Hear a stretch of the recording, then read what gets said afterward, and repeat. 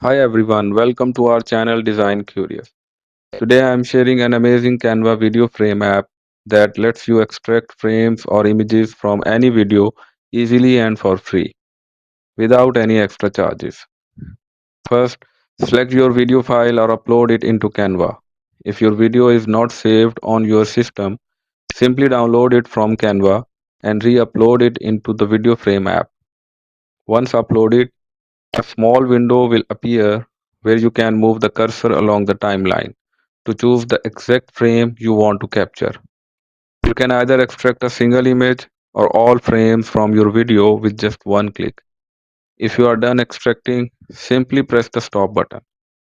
The best part, this app is perfect for creating thumbnails, faceless videos, which are trending these days, presentations, and much more, all while staying inside Canva.